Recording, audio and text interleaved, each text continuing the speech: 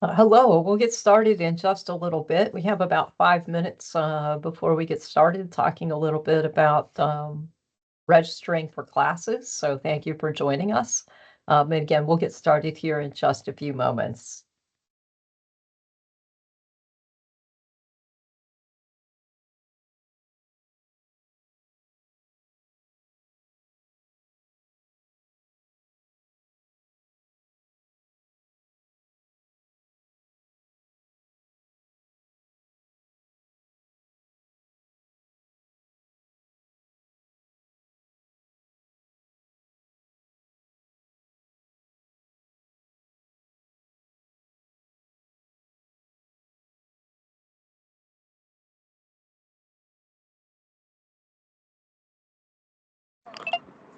Hi, good morning. Hi, how are you?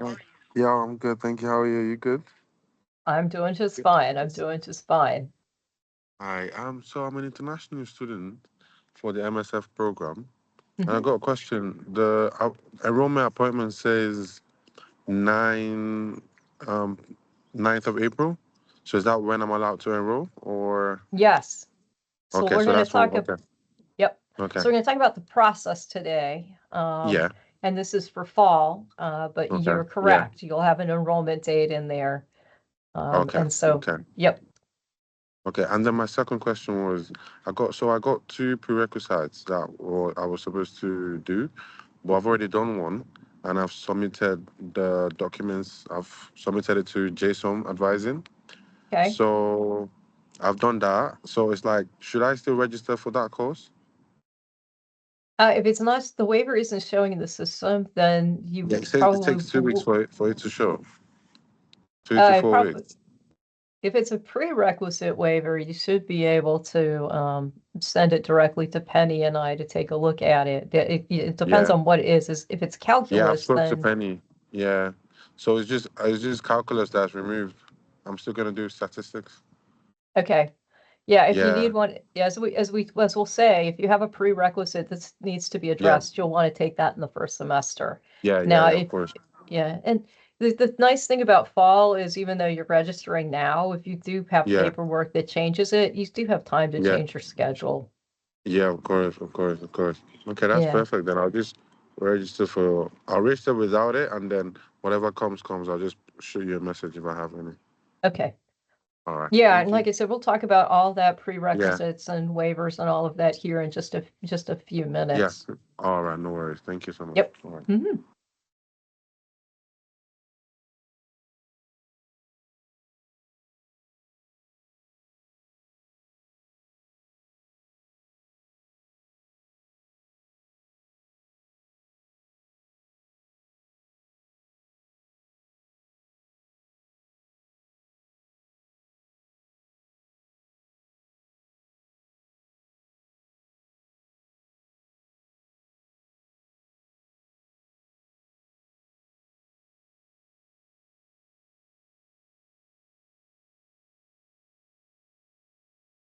They need a button that just says play music while you're waiting, but they don't have that quite yet.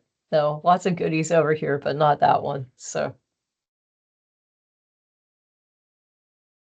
on the other hand, I shudder to think of the kind of music they might give us. So, there's also that.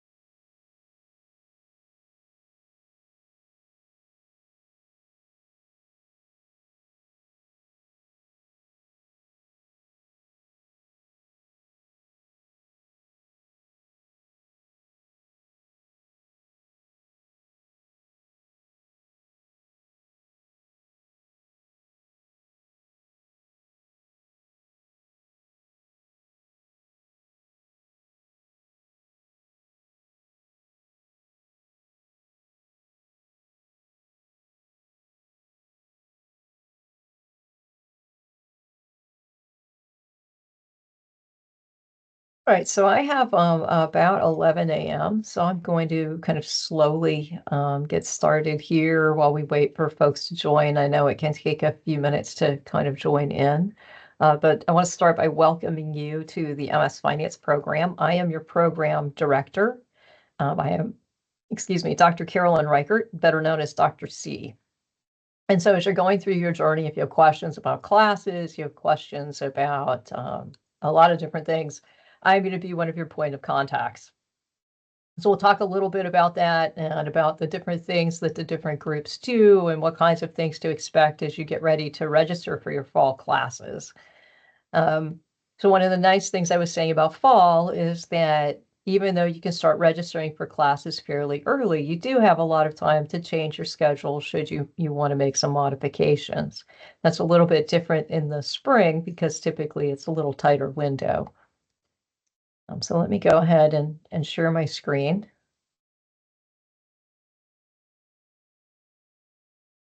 And I'm sure Penny may jump in here at some point. Penny Zhang is our finance, MS Finance Program Manager. And so you typically will hear from one of us to help you and answer questions.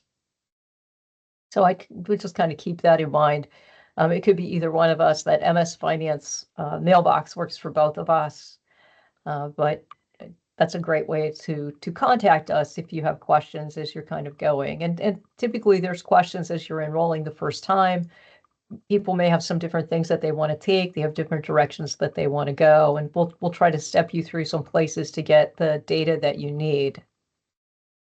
So the first thing I would recommend is that you make sure you've checked the academic calendar. So I'm going to click on here. So here. Hopefully it will cooperate. There we go. So the academic calendar really provides a lot of information for registration. So this is obviously spring of 2025, but if you scroll down here, you'll see that they do have future terms. So you can look at fall of 2025, which is when you would be starting classes. So I'm going to go ahead and click here. And so again, they like the little tiny print, but we'll make this bigger. It tells you things like when do classes begin? So you can see that web registration, the schedule planner was available on the 31st. Adds and swaps go all the way to September 2nd. But you can see there's dates in here. Now, for you guys, what you'll see is that there's an enrollment appointment in Orion. So when you're in Galaxy Orion and you're looking at your classes, it'll say you can start to enroll as of a specific date. And so you can't enroll before that date, but you can put things in your cart and get everything ready to go. And they also have things like final exam dates. So when is the last day of class? Well, it looks like it's December 16th. Class is in the 9th, but then there's final exams. If you scroll down, there's also university holidays that are listed towards the bottom.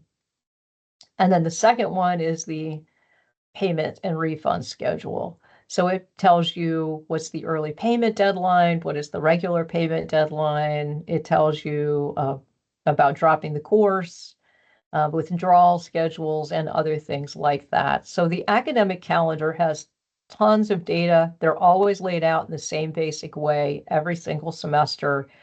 They post them, as you can see, we can look all the way to fall of 2026 to see what the schedule would look like. So a very, very useful tool. You'll want to check your enrollment date in Galaxy Orion. Advising does help with this. Let me see if this will, so this is course registration. And so advising typically has some information about this as well. I'll put this one in here along with the academic calendar. Really should probably put that in here so you have it available. And we will send out the slides as well. But there's information here to help you figure out about registration, when to prepare, and there's videos. How do I access? I'm sorry, you can't hear. Can the rest of you hear? Yes. Okay, so Yes. you can. Okay, Yeah, good. Thank I you. hear. Okay, you might want to check and see if your speakers are muted. That might be part of it. Okay, this is very odd. Okay, I'm not sure why some folks can hear and some folks can't. But we are recording this, so it should be picking up the sound. Penny, are you on? Can you hear me? Yes, I can. Yeah. Okay, so I'm thinking I'm trying to find the number, then see if they can use the phone number. Yeah, just let me figure out. Okay. Carry on. Yeah, we'll see if we can get a phone number that you can call in. So I'm getting a lot of people saying I am. I'm also getting people saying that I am not. So let me stop sharing. So unfortunately, the only way to refresh is for me to leave and come back in. So let me go ahead and try to do that, and I'll try to come back in.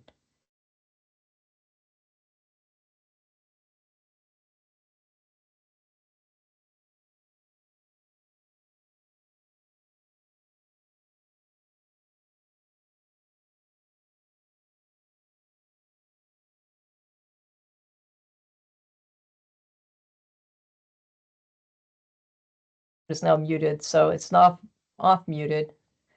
Yeah, but yes, you might want to check your desktop audio. I know I had unmuted it earlier, so I'm back to being unmuted.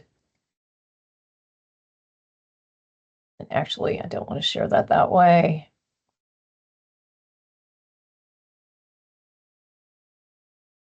Wrong. Sorry, folks, give me just a moment here. There we go. All right, so hopefully you can hear me now. Am I audible? Yes. Yes. Okay.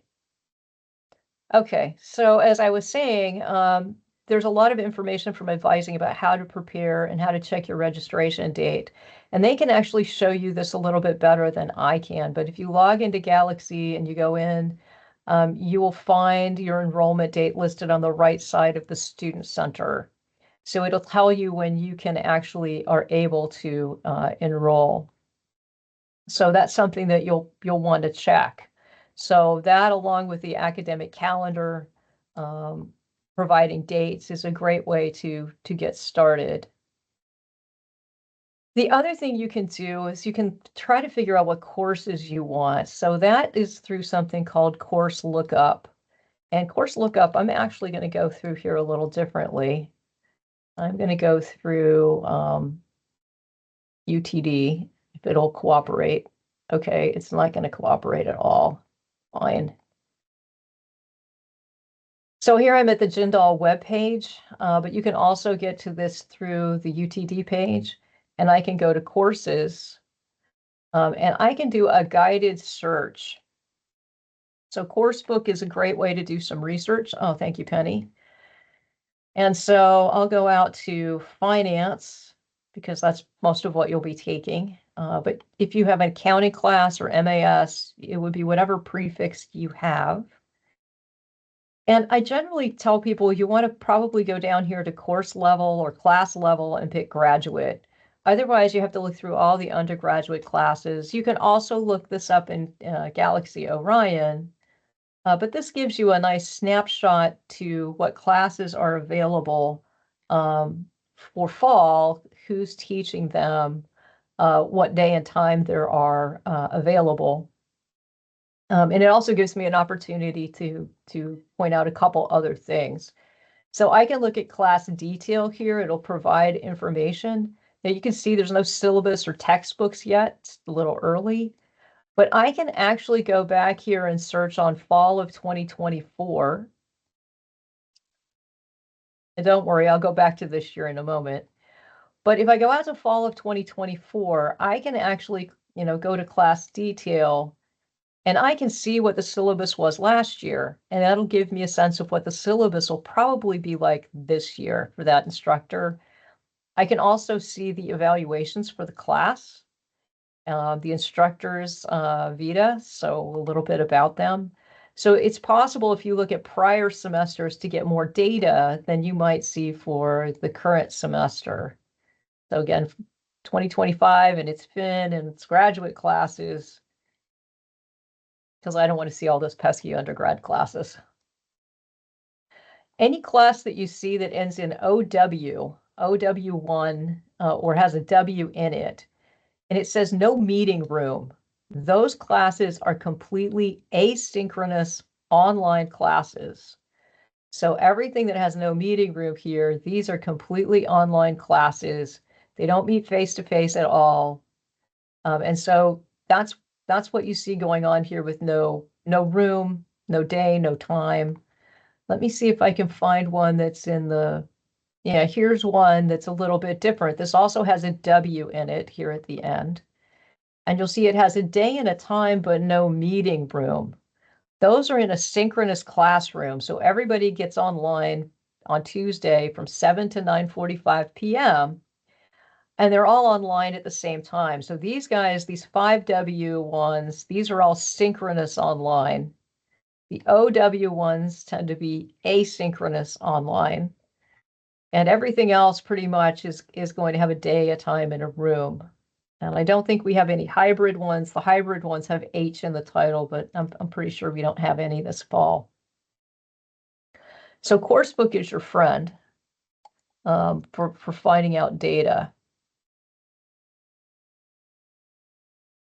So you're going to review the calendar, figure out when you're going to start your classes, check your enrollment date in Galaxy Orion, do your homework and research your classes and figure out more about the faculty, and then plan your schedule and register.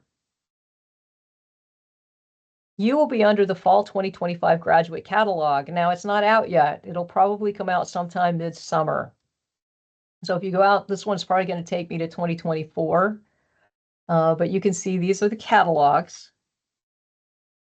The reason we point out the catalog is because this is what you have to satisfy in order to graduate.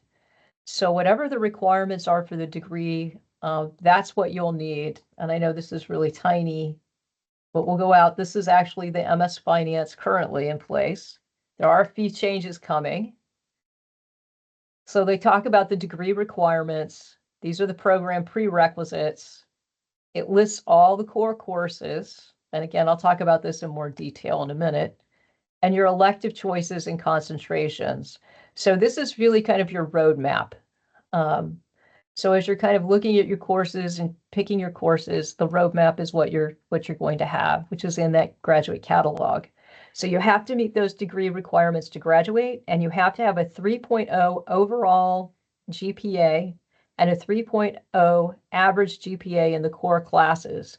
So it's not just enough to maintain a 3.0. You have to maintain a 3.0 both overall and in those 6 core classes that you take for the program. So I'm going to talk about the program prerequisites, and then I'm going to talk about the core, and then I'll talk a little bit about how to enroll a little more. So most of you are probably going to need MAS 6102. It is a 1 credit hour professional development class. You should take it in your first semester, particularly because employers here are hiring interns earlier and earlier and earlier. So the sooner that you can get that done, the better. If you're from a U.S. university, or if you have worked in the U.S. for a while, then you may be able to waive it. Those waivers for MAS 6102 are determined by the Career Management Center, not by the program. And I point that out because you'll need to complete a form, a waiver form with advising in order to get that waived. And since Penny's on here, I may have her put the link in there for that. The other two, yeah, thank you. The other 2 program prerequisites, you do not need a form. You need to either email JSOM Grad Advising or the MS Finance mailbox with the information. You should have received an email telling you whether you need calculus and or statistics. You may want to check your junk mail in case it went to the junk mail by mistake. So, but you should have a message from us that should indicate whether you need calculus or statistics or both. Most people don't need both, but once in a while. So calculus and statistics are determined by the program and by the school. And what we look to see is if you took calculus and statistics as an undergraduate or graduate, if you have a grad degree, ideally with a B or better. And we do that by looking through your transcripts. What that means is that because schools can be very creative about naming their classes, sometimes we don't find them. So if you've been told, hey, you need calculus, or hey, you need statistics, and you've had them as part of your degree, please do let us know. We will revisit that if we have more information. If you do need them, then you would take them in the first semester when you're here. They are not part of the 36 credit hours for the degree. So realize those are some extra classes you would be bolting on. So let me see if there's questions about the prerequisites or anything so far before I talk a little bit more about your courses and the degree.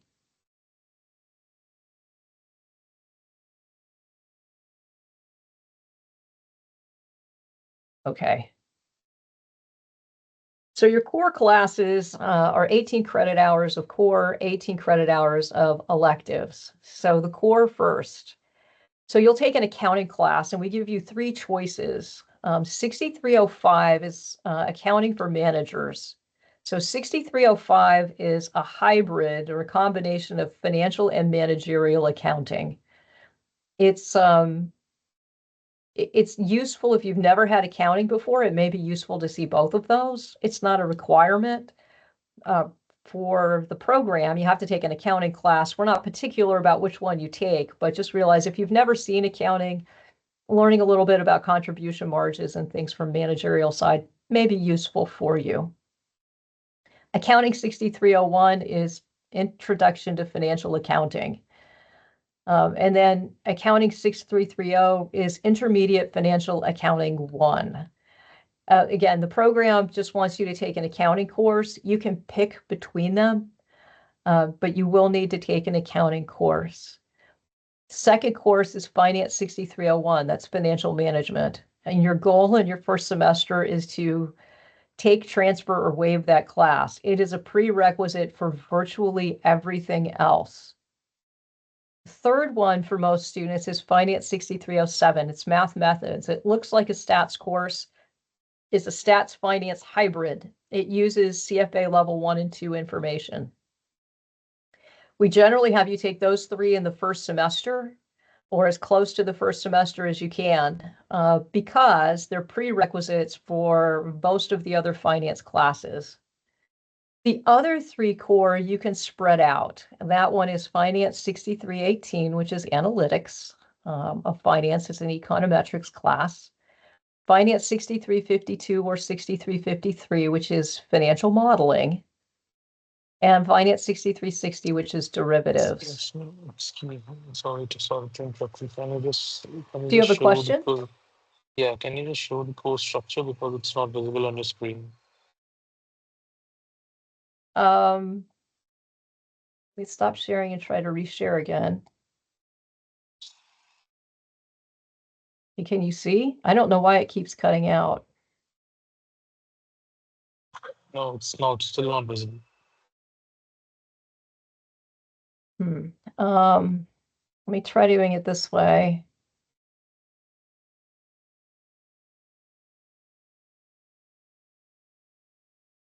It's kind of a more painful way to do this, but can you see this now? Yeah, I can see this now. It's only the screen of 18 credit hours of main core courses and electives, not about the detailing which you were talking about right now. Yeah, the detailing is actually in the course catalog. So hold on, I'll have to stop sharing this and kind of go back to, because I have to share the screen in order to go out to the catalog. Hold on.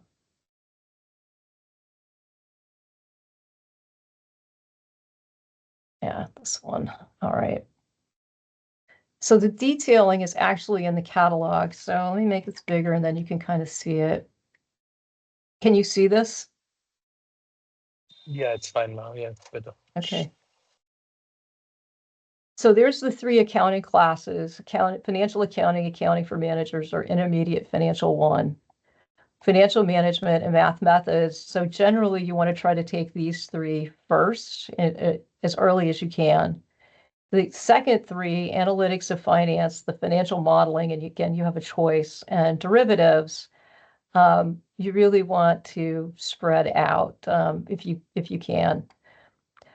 The electives, there's 18 credit hours of electives. We have a number of concentrations. The concentrations are not on your transcript. They're not on your diploma. They don't indicate anywhere that you have these concentrations. They're really just to help prepare you for certain career paths. So the first one is financial analyst, which aligns with the CFA. And you can see there's a listing of classes here from both finance, and there is one accounting class that's listed under this concentration. And I'm not going to read off all the electives because it depends on what also is being offered. So I'll scroll down here. The second one is corporate finance investment banking. So it actually covers both of those different career paths. You can see they pick up some intermediate financial accounting. And again, you can see things like here's your merger class, corporate risk management, and some other things along those lines. These are the elective ones you're talking about. Yes, these are all electives. So they're not required, they're electives, and you pick and choose. So you can't take all of these because you won't have enough credit hours. So, and you can see an internship is also part of that list. And then there's a real estate concentration, which similarly has things listed for real estate. And then a fintech concentration for fintech. Most of you probably won't need to pick your concentration until the spring. But you can see here, these guys, you've got a list of finance courses, and then you can take up to 6 credit hours from business analytics or MIS to help do some of the tech piece. I'm going to spend actually a little bit more time down here on this financial management one, because it's really the only rule that you need to kind of follow. So you have to complete 12 credit hours from Fin or Real courses. So that's 4 courses out of your electives need to be Fin or Real. The other 6 credit hours or 2 classes can come from any of these other areas: accounting, business analytics, energy, entrepreneurial. You can take more Fin. We don't care if you take more Fin. Managerial economics, information systems, and OPRE, except the 2 program prerequisites. So you can pick basically any 4 finance or real estate courses and then take 2 from other areas. Again, you can take more Fin if you want. So the way to know what the classes are, this is a great question. All the courses mentioned are 3 credit hours, and you can tell this, and I'm trying to point to this without actually triggering it. Let me go back to the slides. Hopefully it'll continue to show. Can you see this? I'm going to probably be asking you this repeatedly. Okay. Yes. Okay. So if I look at something like a Finance 6301, the 6 number at the front tells you that it's a master's program. The 3, the second number, tells you it's 3 credit hours. So MAS 6102, for example, just going to go back here. This is a grad class, but it's 1 credit hour. These guys are grad classes, and they're 3 credit hours. And then the last 2 is really just like a class differentiator. So that's the easy way to tell how many credit hours they are.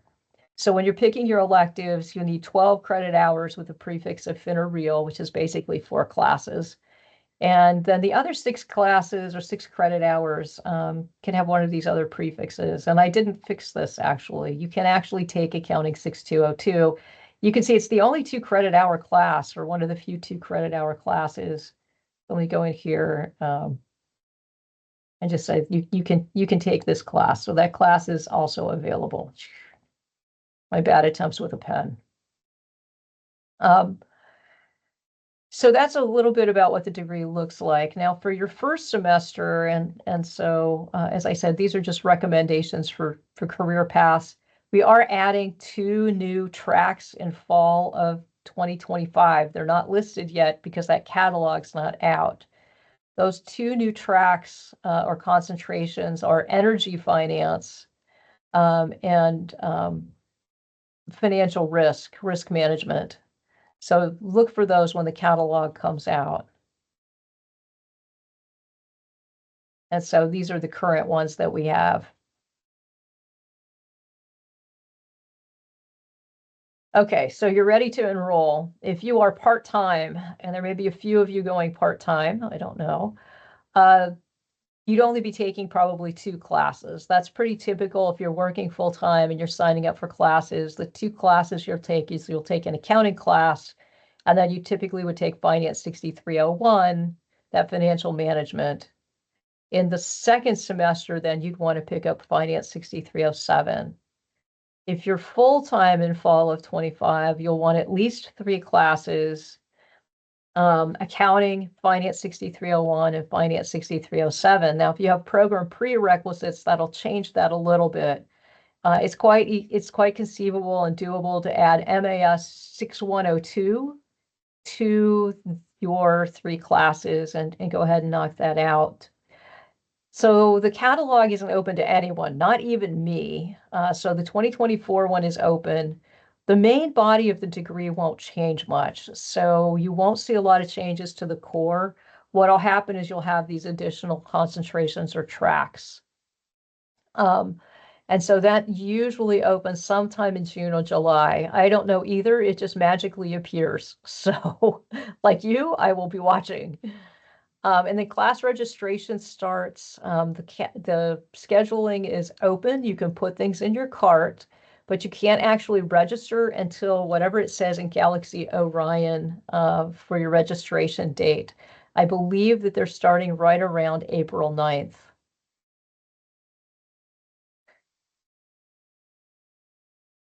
And actually, I should say this too. There is actually, I think I have a slide about this, but there is an order in which you'll probably want to register, and it is actually in the order that you see here. So you'll want to pick your accounting class first, then 6301, and then 6307. And you do that because accounting is a pre or co-requisite for Finance 6301. Finance 6301 is a pre or co-requisite for Finance 6307. So you want to make sure that you're getting them in the basket in the right order. So it's accounting, Finance 6301, Finance 6307. So transfers and waivers. Does anybody here, just raise your hand if anybody has a graduate degree already that you're looking to transfer? Graduate degree in sense, can you just elaborate and contest with that? I'm sorry, I can't hear you. Can you repeat that? Can you just repeat what did you said in regard of transferring the graduate degree? I didn't get it. Yes. So if you have a prior master's degree that is in a related area, you may be able to transfer up to 9 credit hours to UTD. Those classes must have a grade of B or better and have been completed in the last 6 years. It must be graduate level coursework.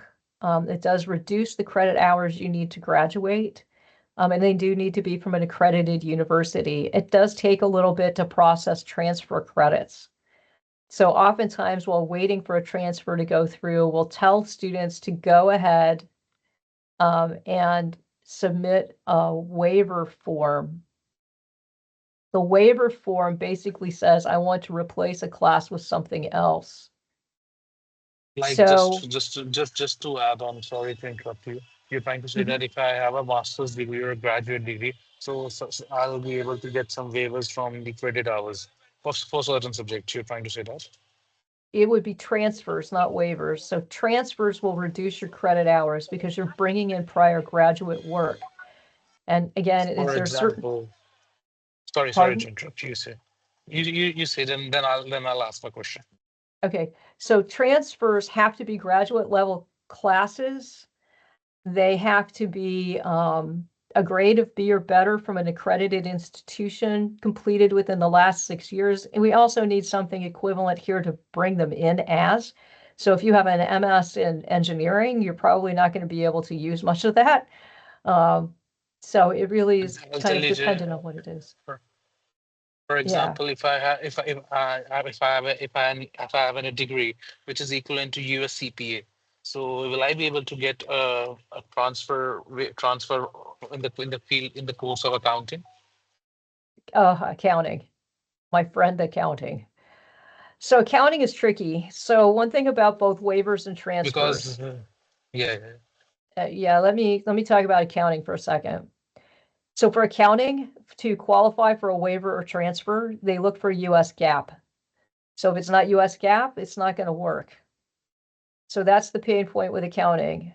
The waivers and transfers are determined by each program. We do not determine accounting waivers. Accounting does. We only determine things for finance. So transfers are grad so classes. Go ahead. so I need to apply for when I need to apply for subjects each and for transfers I need to apply for each and every subject which I think that I have already which I have already been taught in some graduate class or my master's class. You're trying to say that? Yep, that's exactly what I'm telling you. So you would have to fill out at least 3 of these forms, one for each class you're trying to transfer in. And again, it's going to depend on the credit hours from those other places. Got it. Same thing for Sorry. waivers. If you want a waiver, you have to apply for a waiver for each class you're trying to waive. Waivers are based on undergraduate classes. So if you were a finance major as an undergrad, maybe you're interested in applying for a waiver for Finance 6301. In that case, you would fill out the waiver application form. You don't change credit hours. If with a waiver, you still have 36 credit hours, you just get to replace a class with something at a higher level. So if I were to waive Finance 6301, I would replace it with a higher level finance class. So it changes the composition of the degree, but not the credit hours. So it typically takes 2 undergrad classes to waive a grad class. So transfers and waivers are a little bit different, and we can kind of help you navigate that a bit, should you decide that you need that service. But you said that you don't look for accounting transfers. Some other person from the accounting department looks for that. For accounting, we don't do them. So we can help with the finance ones, but I can tell you that accounting will handle accounting. If you were bringing in something from analytics, it would go to analytics and so on and so forth. So you'll sought help from other departments just to check whether the coursework was enough in the undergrad to compensate in the grad class. So for again, the only reason I know accounting standards is because I've talked to them about accounting waivers and transfers. And they're very specific that they want those transfer students or those transfer credits need to have US GAAP. How much US GAAP, I don't know. That's something where you would just fill out the form and you'd send it through and you would see what they came back with. So there's a certain amount of back and forth with transfer credits. Finance I can answer because it comes to us, but accounting is a challenge. That's your forte. That's your forte. But how can you just guide what's the process actually to apply for a transfer? Yeah, Penny put the link in here earlier for the forms. It's the same place where you request the MAS 6102 form through advising. I'll see if she can Sure. put the link back in here again, Sure. but it's the same form. It's not the same form, but it's the same page. Yeah, I will post again. Okay, thank you. Zaheen?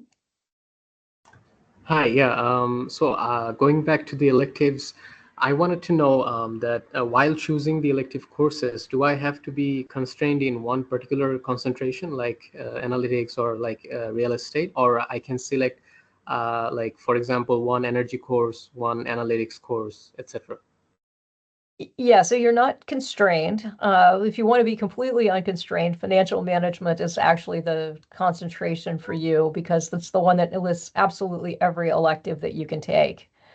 And so that's probably the track you would end up in, is just the financial management one. But do remember that even if you are in financial management or any of the tracks and you're picking and choosing, you need to make sure you have 12 credit hours that are fin or real, and then the other 6 can be from those other areas.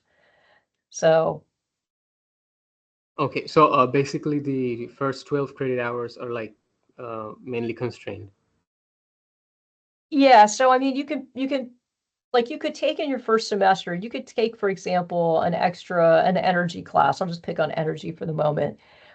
The key is that when you get ready to graduate, you're in your last semester and they're doing a degree audit, they should find 4 finance or real electives for those 12 credit hours. And then the other 2 can be finance or they could be from these other areas. Okay. Thank you. Yeah. So just so you know, anybody here on a visa, there are some restrictions. It just says starting in fall, but it's been this way for a while. Out of 9 credit hours, you can only have 1 online class. So out of those OW and 5 Ws, they count both synchronous and asynchronous. You'll need 2 face-to-face classes and 1 online class. Now, if you pick up an extra class, that could be online, but just realize you do have some limits on your visas as to what you do for enrollment. And so here's the part where I talk about select your accounting class. We don't have a lot of students who choose intermediate accounting. I'll leave that choice up to you. If you have an accounting background, maybe you'd want to do that. But you pick the accounting class, then you pick your finance class, and then Finance 6307. You can add the MAS anytime that you want. And then, of course, we have the advising has their registration piece, which again was put in earlier, but we'll make sure that gets back in at the end as well. So just to kind of give you a sense of what the offerings look like, there are 3 sections of financial management, Finance 6301. It is available online. There are 2 selections or 2 course sections for Math Methods 6307. It is also available online. There are 3 sections of financial accounting, and they do have an online section for that. Accounting for managers is all face-to-face. And intermediate financial accounting is also face-to-face. And so they've got 2 of accounting for managers, 1 for intermediate, and about 8 sections of professional development. So what we do is we watch the enrollment for these classes. Current students won't be signing up for them. Most of them have taken them already. You may get a few MBAs in here. But by and large, those sections are for new incoming students. Your finance electives, however, are thin because most of you haven't taken any finance yet. So if anybody looking to pick up an extra course, you're wanting to take 12 credit hours, your 3 finance choices are limited to regulation, which is online, intro to real estate, which is online, and macroeconomics and financial markets, which is face-to-face. So oftentimes in the first semester, students looking to pick up an extra course often do end up picking something from these other areas. They'll pick up an extra business analytics class that's a BUON. So maybe they pick up SQL, or maybe they pick up innovation and entrepreneurship. Maybe they pick up an OPRE class. I mean, there's any of a number of things that you could pick up to fill in an extra class if you can't find a finance class that you would want. Now, next semester in the spring, you'll have lots and lots of choices. So it's a lot more limited your first semester. So let me see if there's questions about that before I talk about holds and some of that other procedural things.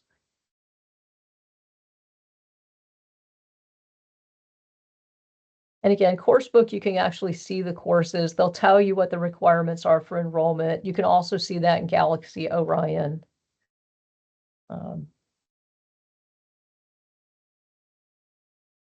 So holds, what they do typically is they'll lift your holds on a temporary basis so you can enroll. They do that because maybe you don't have all your official documents in, or maybe you have something from the Student Health Center.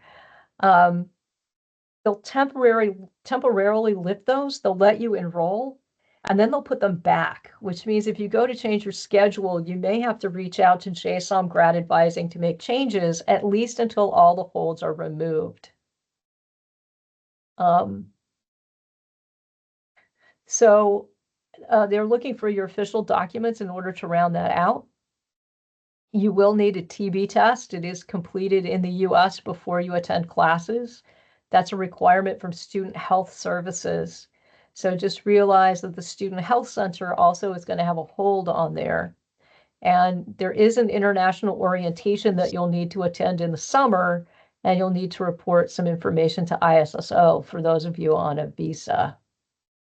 So just keep in mind that even if your holds are lifted long enough for you to enroll, those holds may be put back. And again, these are things that are coming from the university, and the TB screening and TB test is something, I'll put that in here, that comes actually from our government requirements. So if you have a question, can we have you on call while selecting our courses, like personal selection based on our needs? So the answer to your question is we can help you. We do suggest you watch the registration recording, but you can schedule an appointment for us to help you. If your appointment is at midnight, we're probably not going to be there with you at midnight to schedule.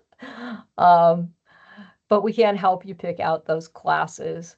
Generally, for most new students coming in, you're going to be taking that accounting class, that Finance 6301, Finance 6307, and an MAS class. And so not a lot of folks are picking up the extra classes, but we are happy to help you with any questions that you have on enrolling. I've got a question about a hold that's on my account right now. Mhm. So when I accepted my admission and all of that, I noticed that there was a like a $900 bill on my account, and when I looked into that, it was for fall of 2019, and I mean I applied here for my undergrad for fall of 2019, but I never enrolled here or anything like that, and it's something to do with like housing or something. So I was just wondering, do you know who I can reach out to get that figured out and hopefully get that taken off? Yeah, I would reach out to the Bursar's office. I would reach out to them very directly and talk to them about that. Thursday, I put the Bursar office information in the chat box. Thank you. Yeah. Thank you. But Yeah. all things for billing go to the Bursar's office. So just realize that if you have any questions at any point, this goes for everybody, that those are the folks that actually handle the billing process. But that's exactly who I would contact. Similarly, if you have a question about the TB test or student health, that's going to go to them. So pretty much for the university things, if you have a question about it, we're going to end up directing you to that particular group or agency because they're the best ones that help answer those questions.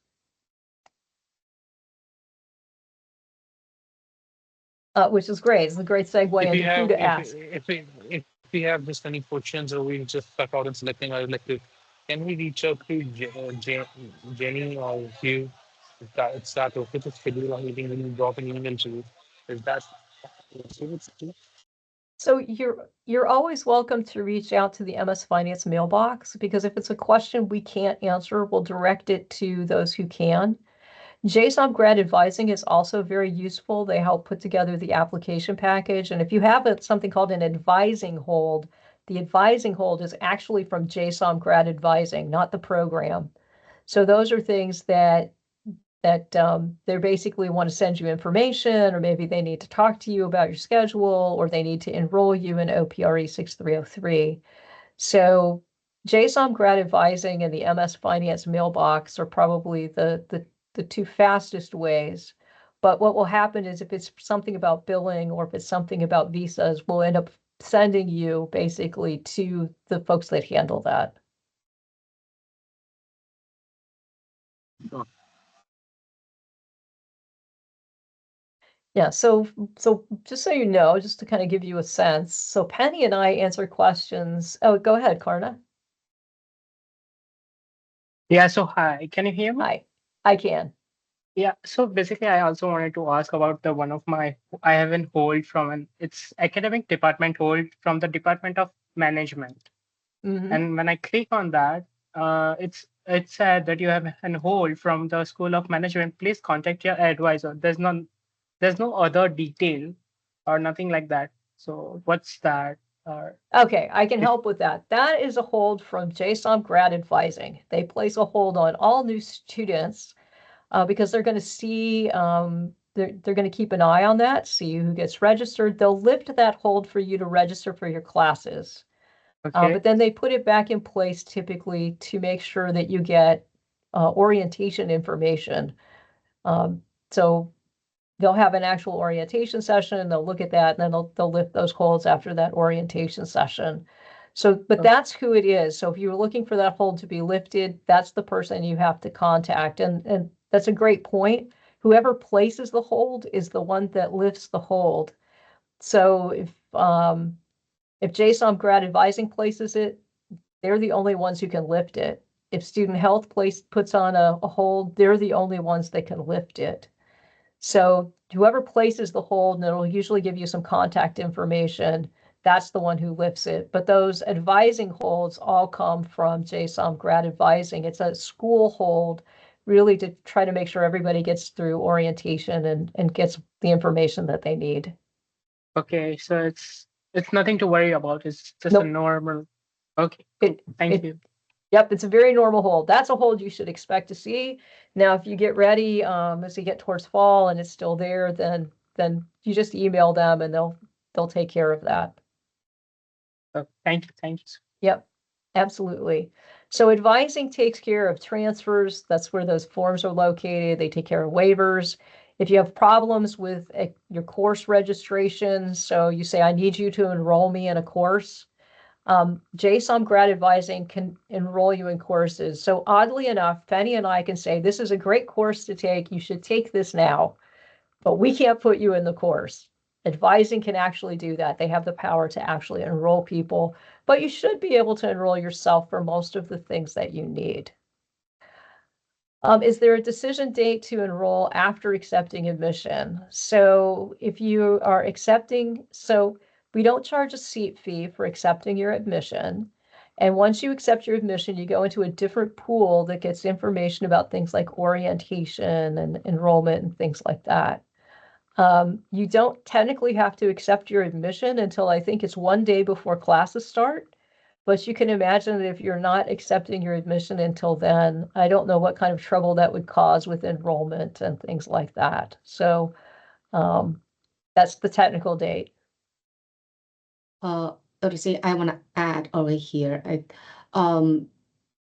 They should enroll the courses once the enrollment portal open.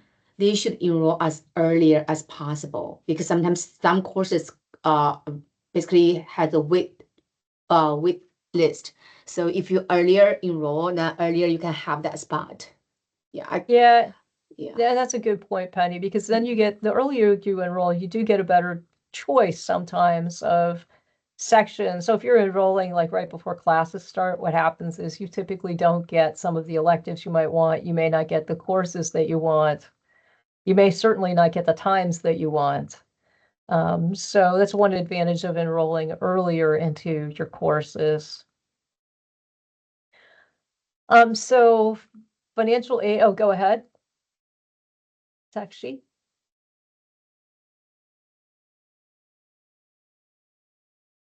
So there's a financial aid office that handles financial aid. There's a scholarships department that handles scholarships. Bursar obviously handles tuition, admissions is Sorry admissions, to and there's, interrupt you. Sorry to Yes. interrupt you. go ahead. I just dropped an email. I just dropped an email to the scholarship the department for with the concerned mail students. And I don't receive any reward from them. Just an automated mail. Nothing, no manual, no personal intervention is there in that. Yeah, so I'll talk about scholarships here in just a second, but make sure you're using your UTD email. And if you're dealing with visas and OPT, CPT, or anything about the I-20, those will go to ISSO. But I think the next one actually talks about scholarships. So there's Dean's Excellence and there's Program Excellence. You have to apply for them. So you will have to apply for either of those scholarships. Dean's Excellence requires a GMAT GRE. Program Excellence does not. Scholarships is a separate group, and I know you said that you were But getting an we can automated. expect, that we can expect a response. Actually, the folks who applied before me, or after me, have already got a revert. It's either yes or no. But I just always receive automated mail. So that's what I was expecting. Yeah, so I can't really speak for scholarships because I'm actually not directly part of that. Let me put the link in here. Oh, thanks, Penny. I already did that. Yeah, you did. Thank you. You're just speedier than me. You can send an email to MS Finance and we'll see if we can try to get them to respond to you. Oftentimes, if you're not hearing, it's typically because what they do typically is they go through the pool. It's like every week or every other week, and they find the top students and go ahead and assign scholarships. If you're not at the top, then they wait and they'll see whether or not at the end what the scholarship situation looks like, and then they'll assign all the remaining scholarships. So that may be why you're not hearing from them. But scholarships are handled by a separate committee, and they're handled by the scholarship group. So the best advice I can give you is to just send it to MS Finance. For I'll this, drop an if you email to wanna, the MS Finance. right. Yeah, please, So sorry. yeah, so I wanna add over here for the scholarship status. If you wanna check the status, then you should just log in your scholarship application portal and then check the status.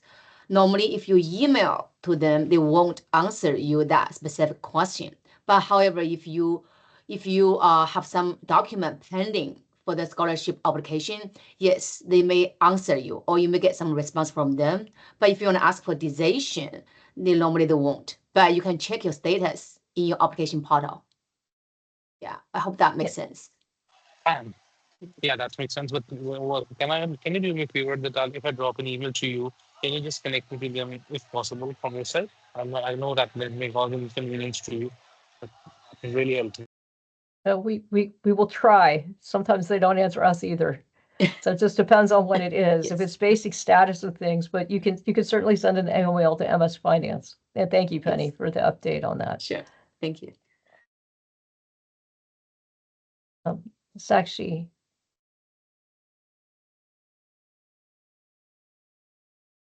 I can't hear you. Go ahead. Will now. Yes, I can hear you now. Ma'am, previously I wanted to ask you that how we will come to know that enrollment portal is on or not, when it will be open or. So yes, you'll go into Galaxy Orion and it will tell you. So you can actually go in right now and you can find classes and put them in your cart. You just can't fully enroll because it's probably not your, well, I know it's not your enrollment date yet. So when you go into Galaxy Orion, it will show you what that date is. And I don't know if I can get it to show the video clip, but I'll try to do that here at the end. Okay, thank you. Mm-hmm. Fahad, Yeah, hi ma'am. hi. Will we get a mail if a scholarship is rejected?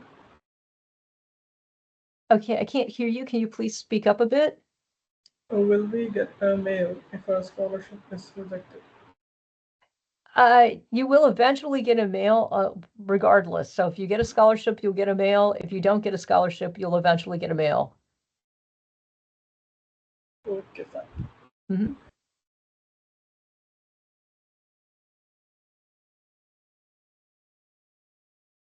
So what can you do after you get registered and you're waiting for classes to start in the fall? You can investigate some of the resources that are available to you. Finance Lab, the UTD Library, clubs, CMC or Career Management Center.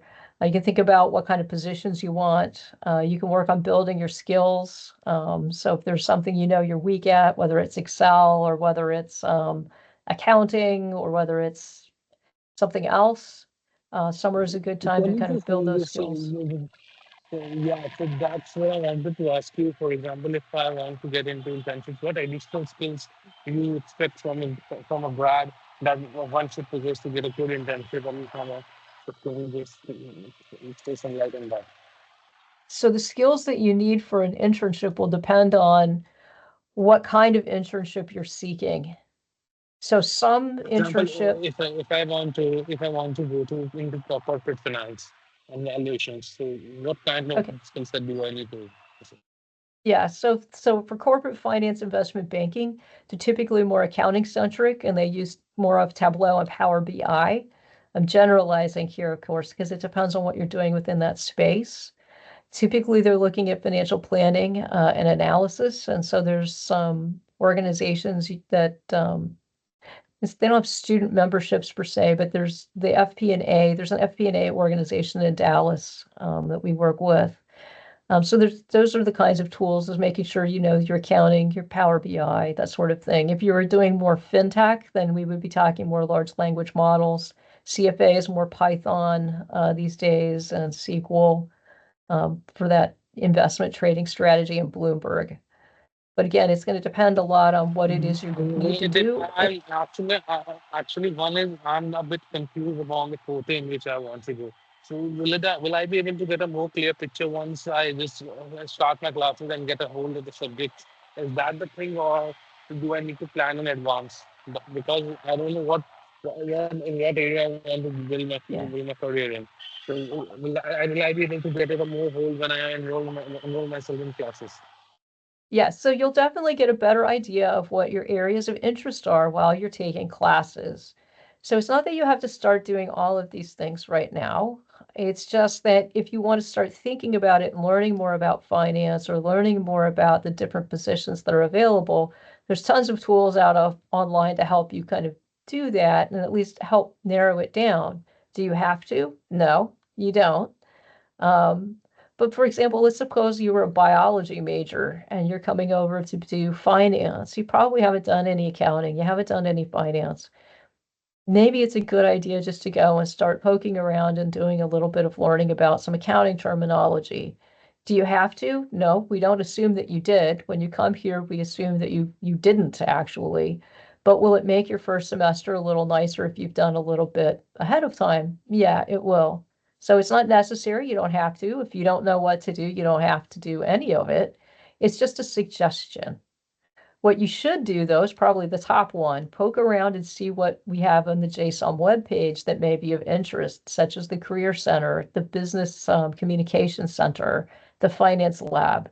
Those are good things to know because when you get here, you'll be able to take advantage of them. And that's just walking through some of the web pages. Just the one last question which I have. What are the research options available once I complete my MSF? What if I have an inclination towards research? What are the areas in which I can go? So if you're looking to do research, you could do corporate research. They may require a PhD. Depends on what kind of research you're doing. So, and then of course, PhD for doing academic research. So it just depends on what you're looking to do when you get done. Okay. Yeah. And that's really everything that we have to tell you today. I'll see if we can, and when we send the slides out, just so you know, there's a couple things here at the end that are useful. Here in the appendix, we've got some suggested course planners and some typical elective offerings by semester. And again, we'll send these out when we get done here. But you can see there's your first semester. This would be your second semester, third semester. And for those of you who wanted to go the full 2 years, this would be what your last semester looks like. So it kind of helps lay out what this might look like. And then the last one tells you roughly when courses are offered. And this is very rough because we've been making some changes to the classes. You'll probably see some new ones that aren't listed here. There may be some more that we don't have, but generally this is what's offered in fall and spring. And frequently means they're offered from time to time. So we've got 63, 64, for example, available this fall. And then in the summer, you can see there aren't a lot of choices. But that'll be part of what we send to you so you can look over those things. How early should we come to Dallas before classes start on the 25th of August? So, you know, I would argue, I'm going to stop sharing the screen here for a second. Normally 1 week. Yeah, you need at least a week. Some people like a little longer just to get settled in and get their books, but I would say a minimum of 1 week. I mean, you want to get a chance to get here. You want a chance to get settled into where you're staying. You want to get a sense of what the campus is is like and how to navigate it. And so it does take a little time to kind of do that, but at least a week. Is it true the financial district is shifting to Dallas? They are moving a lot of things to Dallas. Parts of it at least are shifting to Dallas. So yes, that is correct. I can't believe I'm about to say this, but they're opening an exchange here in Texas. I'm so sorry. They're calling it Y'all Street as a joke. It'll be the Texas Exchange. So I didn't name it. But for slang, that's what they're calling it, I hear. So the orientation event, I'm not sure if I have the date yet. I don't know that they've set it. It's usually sometime in August that they'll do the orientation, and it's usually fairly close to when classes start. I'm looking to kind of see if I do know what this is, but I don't think they've told us yet. Yeah, they haven't told us yet when it is, so they haven't set the date, but it's usually in mid to late August. So Actually, I was just coming from, sorry. yeah, mine is very short. So I just put a steps after admission, and then that's the web page. Then if you go through, yeah, you can see the orientation schedules, but probably right now it still haven't updated yet. But later on, when you click the link, you may see the updated schedule. Yeah, that's what I want to say. Okay, that's it. So, and the question in the chat, are there 3 semesters or 4? And the answer is it depends how fast you take classes. If you take 4 classes a semester, it would be 3. If you take 3 classes a semester, it would be 4. And then, of course, obviously, if you're doing internships or things in the summer, that may shift the length a little bit as well.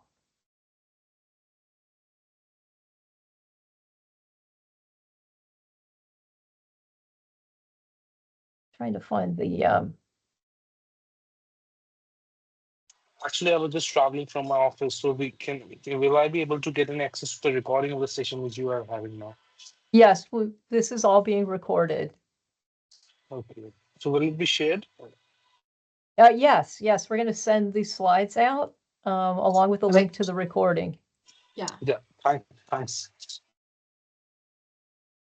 The chart where all the courses are mentioned. Do you want all the courses that are listed, or you looking for the electives, or are you looking for the chart that has the classes that are available for new students this fall?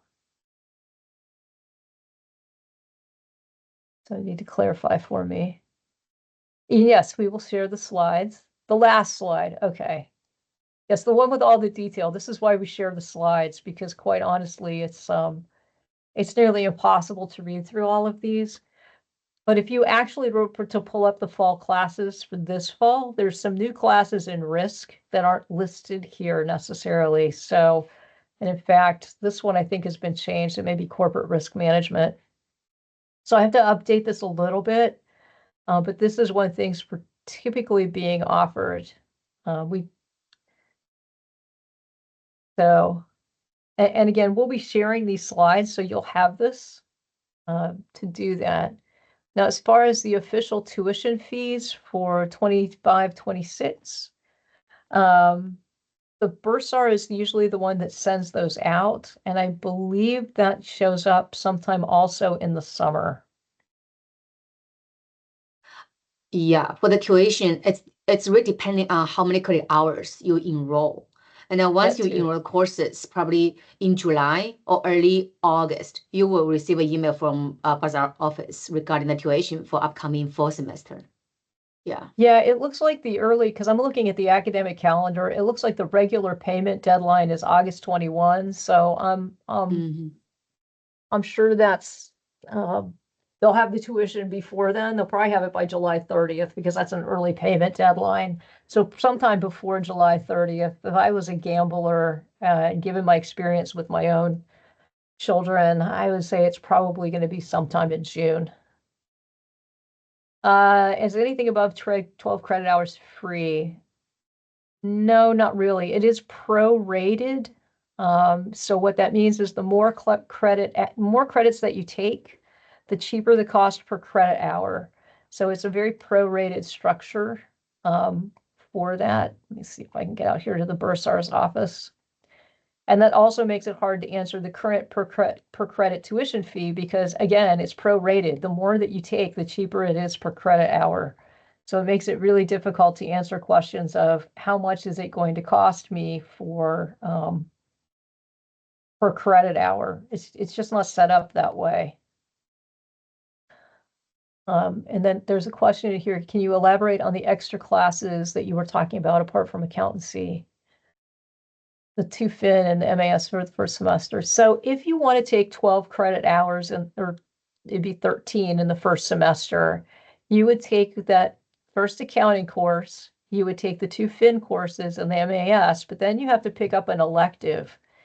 And so the tricky bit there is you need a sense of what your concentration or your track is going to be so that you can actually select that class, but you're also constrained by the fact that you have to have the prerequisites for it. So a lot of that will depend on what it is that you want to do. So the 3 Fin courses that are available are regulation, which is part of corporate Fin and financial management. I'm sorry, it's financial analyst and financial management. Macroeconomics and financial markets, which is also part of financial analyst and the financial management. And then the third one is intro to real estate, which is part of the real estate concentration. Now, if you wanted to do corporate Fin, you probably would be looking at the negotiation class. If you wanted to do FinTech, you're probably looking at a SQL class. So again, it depends a little bit on what you want to do as far as what that other class is that you pick up.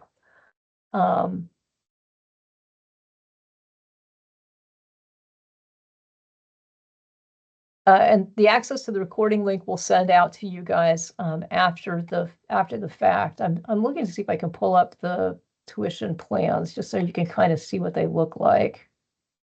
So it's really tiny. So this is also from the Bursar's office. So let me go ahead and kind of share this one. And then I'll answer the FinTech one.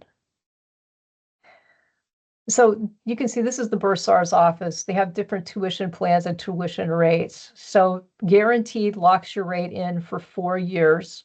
Variable lets it change from year to year. So I'm going to pick the variable one because locking your rates in for 4 years only makes sense if you're going to be here for a while. So if I scroll way down here, it's an extremely busy table. These are undergrads, resident, for undergrad non-residents. And then these other two, I'm going to have to make this smaller just to get it all on the screen here. And we've got resident grad, non-resident grad. So non-residents, these are people who are not a resident of the state of Texas. So it has nothing to do with US or non-US. This is about Texas. So if you're a resident graduate student and you're taking 9 credit hours, it would be $75.84, and this is for 24-25. If you're a non-resident, you would be looking at, I gotta go across here, always wants to jump, 14,774. So scholarships, and then after your first semester, you can apply to be a TA. TAs provide resident tuition as part of the benefits. But you can get a sense of what the difference is. But one thing you can notice here, someone was asking, is it free? Once you get above 12 credit hours, it's all the same charge. So if I were to take, and divide this by 15 instead of dividing by 12, obviously it becomes cheaper per credit hour. So, but just realize as you start to take more classes, it also is an additional burden for getting the work done. So it's a little bit of a catch-22. But that's how the trying to tuition say that works. after taking 12 credit hours, my status will be of a Texas resident. My fees and a Texas resident fees will be equivalent after taking the 12 credit hours.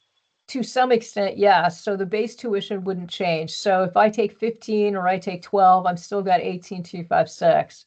The part that will change is there's usually some fees that are attached to these, and you can see they vary by the school.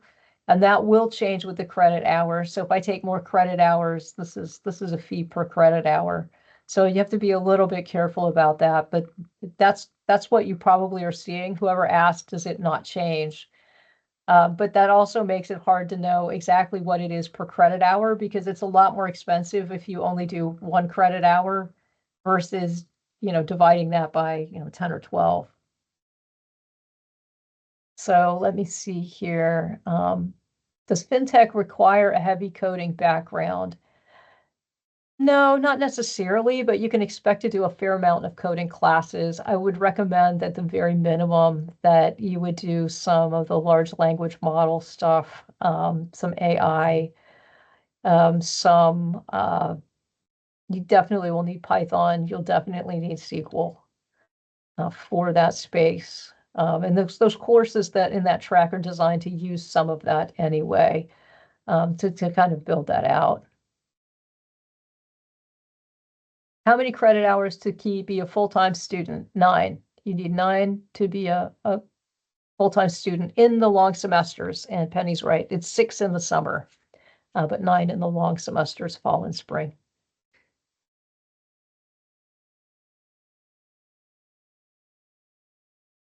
Other questions?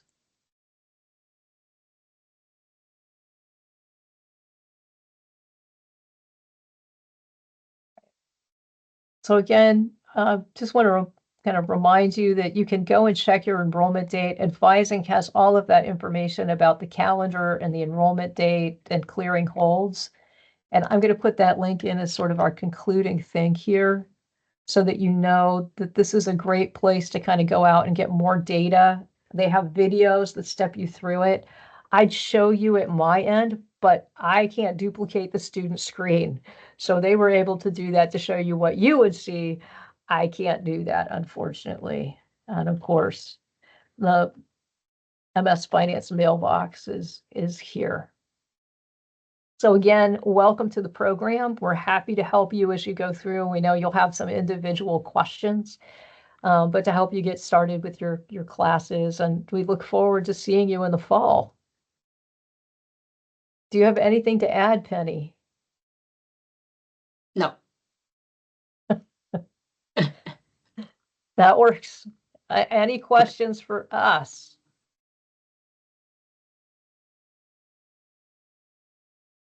All right, well, thank you again for joining us, and we look forward to seeing you in the fall. If you have questions in the meantime, the MS Finance mailbox is a great choice. And then, of course, the registration one will help point out exactly where to look for that date for when you could start actually enrolling. But you can go ahead and start putting things in the course, in the bucket. So thank you. Thank you very much.